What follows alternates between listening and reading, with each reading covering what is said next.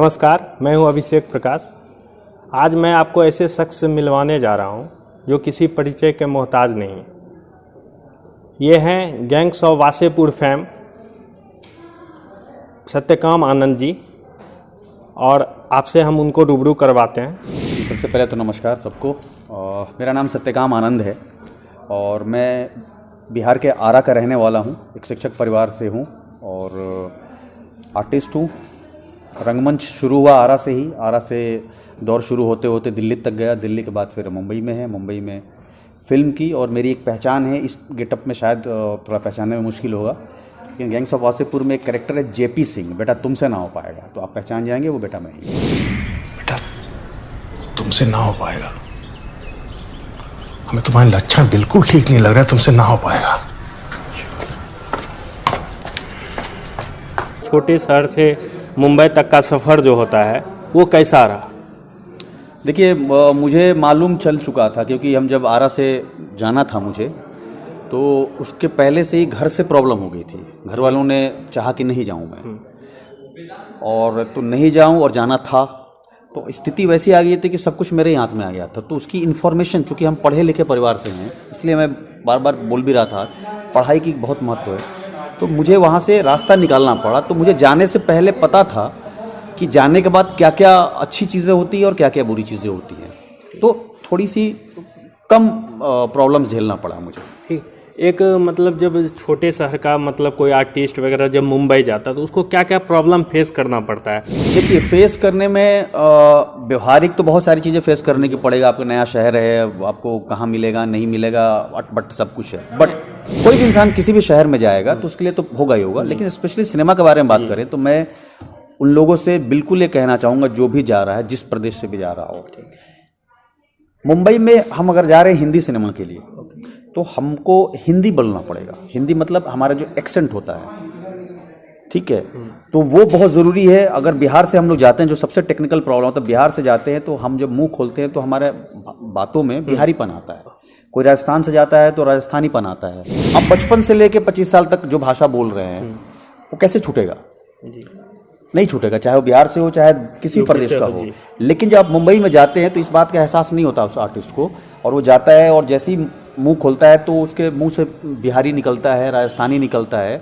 तो जो कास्टिंग का प्रोसेस होता है वो आपको मतलब कैरेक्टराइजेशन आपका हो जाएगा कि खाली बिहारी के लिए। आप अगर एक फिल्म बनाएंगे और फिल्म की कहानी होगी राजस्थान की, उसमें आप बिहार के एक लड़के को कास्ट करेंगे, उसके मुंह से निकलेगा बिहारी, तो आप करेंगे काम? ये नहीं करेंगे।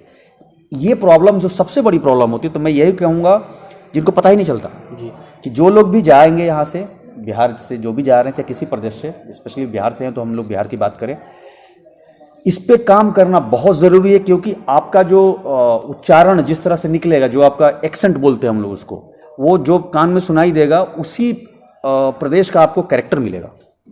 इस पे बहुत ज़रूरी है पेशेंस। पहले से मान के जाइए कि घंटा कुछ मिलने वाला नहीं है, खाली परेशानी के अलावा कुछ नहीं मिलने वाला वहाँ, ये मान के जाइए आप, ठीक है। समय लगेगा, कोई रूल्स कोई फार्मूला नहीं है कि कब कैसे क्या करेंगे तो कि हम सक्सेस हो जाएंगे। प्रैक्टिकल करना पड़ेगा काम वहाँ, और पेरेंट्स का साथ बहुत बहुत बहुत ज़रूरी है। क्योंकि एक समय के बाद मुंबई में जाने के बाद आप अकेले हो जाते हैं। उस समय सिर्फ पेरेंट्स आपको बचा सकता है, नहीं तो आप भटकेंगे, नशा में जाएंगे, सुसाइड करेंगे, कुछ और करेंगे, कुछ और करेंगे, कुछ और करेंगे। तो मेरे अनुसार ये 3-4 चीज़ बहुत ज़रूरी है। मेहनत तो है ही, मेहनत तो सबको करना है। तो एक्चुअली एक और सवाल था क्या कि जैसे आपको जब first film gangs of Wasseypur के लिए ऑफ़र किया गया, उस समय आप मतलब कैसा महसूस कर रहे थे? जी, महसूस का मामला ये कि मुझे ऑफ़र मेरी मेहनत की वजह से किया गया था। हमने ऑर्गेनाइज़ किया, सब कुछ किया, हमें नहीं पता था कि मिल जाएगा। लेकिन हमने एक फ़िल्म बनाई, फ़िल्म को हमने ऑर्गेनाइज़ किया, हमने सबको बुलाया, हमने एक स्क्रीनिंग की, उसमें अनुराग कश्यप सर को भी बुलाया। और ये नहीं मालूम था कि निकलेंगे तो क्या कहेंगे, वो देख के निकलेंगे। तो देखने के बाद वो ढूंढ के बोले कि तू कल ऑफिस आ, मैं एक फ़िल्म बना रहा हूँ, तू मेरे साथ काम करेगा।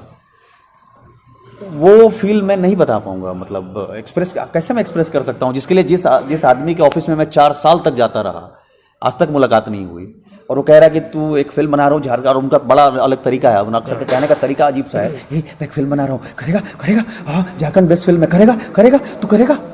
अब आप सोचिए, एक आदमी ऐसा बोल रहा है तो मैं क्या, मतलब मुझे कुछ समझ में नहीं आ रहा था। हाँ सर, हाँ सर, हाँ सर, हाँ सर, तो कल आ जाना ऑफिस। हाँ सर, पता है कहाँ आना है? हाँ सर, नहीं सही पता है? नहीं सर। तो मतलब ऐसा लगता थोड़ा नर्वस। अनएक्सपेक्टेड था, मतलब बिलीव ही नहीं हो रहा था कि अरे यार वो हो गया, ये जो कह रहे हैं वो सही है, मतलब ऐसा मामला था। और आने वाले फिल्म के बारे में क्या बताएं? आने वाले फिल्म में मेरी एक शेरनी आ रही है। शेरनी एक बहुत बड़ी फिल्म है, भारत की बहुत बड़ी फिल्म होने वाली है। शेरनी फिल्म है अमित मासुरकर की, डायरेक्टर हैं उसके, जिन्होंने न्यूटन बनाई थी और जो 2018 में भारत से न्यूटन गई थी ऑस्कर के लिए।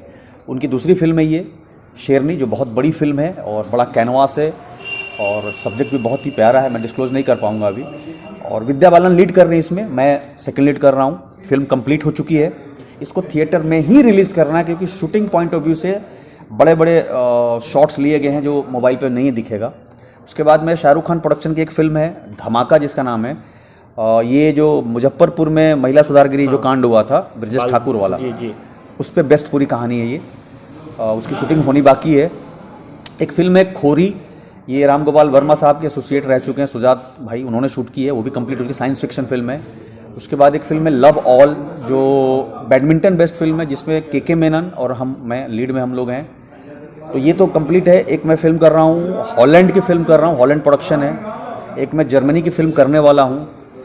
उसके बाद अभी वेब सीरीज़ एक मेरी कंप्लीट हो चुकी है जिसका नाम है 84, जो इस पे आएगा, डिज्नी हॉटस्टार पे आएगा, मार्च में रिलीज़ होने वाली है। उसके बाद बोकारो बेस्ड कहानी है, बोकारो में 84 में दंगा हुआ था, उस पर पूरी कहानी है वो। उसके बाद एक वेब सीरीज़ है सोनी लिव के लिए जिसका शूटिंग चल रहा है अभी, उसका नाम है महारानी, जो चारा घोटाला पे है और इसका डायरेक्टर है सुभाष कपूर जिन्होंने जॉनी LLB फिल्म बनाई थी। उसके अलावा मेरा अपना प्रोडक्शन है, एक आंदोलन है मेरा जिसका मैंने नाम रखा है बिम्बो, और लफोक उसका नाम है, let's form our own cinema. उसमें हमने 4 फिल्में कंप्लीट कर ली, शूट कंप्लीट कर ली, एडिटिंग और बाकी है। तो ये वो हैं जिनके पास जो सिनेमा का ख्वाब देखते हैं, जो जानते हैं इस बात का कि हम सिनेमा तक नहीं पहुँच पाएंगे, सिनेमा को हम उन तक पहुंचाने का मेरा आंदोलन है। और उस सिनेमा से सोसाइटी में कैसे बदलाव आएगा, शिक्षा का विस्तार कैसे होगा, इस उद्देश्य से किया जा रहा है। तो फिलहाल तो यही है अभी। एक सवाल और है कि हमारे जो बिहार और खासकर भागलपुर क्षेत्र के जो मतलब नए आर्टिस्ट हैं जी, उनके बारे में आपका मतलब क्या सुझाव है, उनको क्या सुझाव देना चाहते हैं?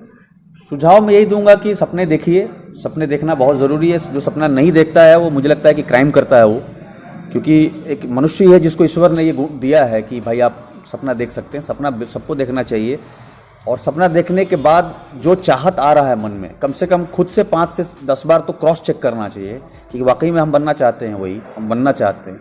जब क्रॉस चेकिंग के बाद भी यस मिलता है मौका, तो अपने पेरेंट्स से बात करें, प्लान करें उस पर, तभी निकले, नहीं तो गड़बड़ा जाएगा। पेरेंट्स का साथ होना बहुत ज़रूरी है और बिना मेहनत कुछ नहीं हो सकता भाई, कुछ नहीं हो सकता। तो आप सपना देखिए, स्ट्रैटेजी बनाइए, मेहनत कीजिए और निकल पड़िए, हो जाएगा। तो अभी गैंग्स ऑफ वासेपुर है, उसका एक डायलॉग जो बेस्ट डायलॉग है आपका, वो कृपया। हाँ, बेस्ट डायलॉग तो बाबूजी का ही है मेरे, लेकिन उस फेमस हम हो गए उसकी वजह से। गैंग्स ऑफ वासेपुर अगर आप लोगों ने देखी होगी तो एक सीन है उसमें जहाँ पे एक खुला लैंड है, जहाँ पे गाड़ी में जा रहे हैं, मैं और मेरे पिताजी बैठे हुए हैं और ड्राइवर बताता है कि ये देखो सब सरदार खान ने घेर लिया इसको। तो वहाँ पे एक लाइन है मेरा कि इस साला का इतना हिम्मत हो गया है, इस साला इतना बड़ा आदमी हो गया रे, असल हम 10 आदमी लगा खड़ा करते हैं तो क्या कर लेगा वो। तो बाबूजी पीछे से बोलते हैं जेपी शांत रहो शांत रहो। नहीं बाबूजी समझ नहीं रहा हूँ, उस साला इस तरह कुछ हो रहा है। फिर वो बोलते हैं कि छोटा आदमी है, छोटे आदमी से मुंह नहीं लगना चाहिए, उसके इधर उधर लगा के ऐसे करके पतंग उड़ाएंगे, कुछ कुछ बोल रहे हैं वो। तो एक तो वो है, दूसरा था वही कि बाबूजी ये पूछ रहे हैं कि ऐसे एक बात बताओ, कल कहाँ गए थे तुम? तो बाबूजी सिनेमा देखने गए थे। तो कौन सा सिनेमा? तो जी दिलवाले दुल्हनिया ले गए। फिर आराम से करते हैं ऐसे कि बेटा तुमसे ना हो पाएगा। कल रात वहाँ थे, सिनेमा देखने गए थे। कौन सा सिनेमा? दिलवाले दुल्हनिया ले जाएंगे। बेटा तुमसे ना हो पाएगा, हमें तुम्हारे लक्षण बिल्कुल ठीक नहीं लग रहा है, तुमसे ना हो पाएगा।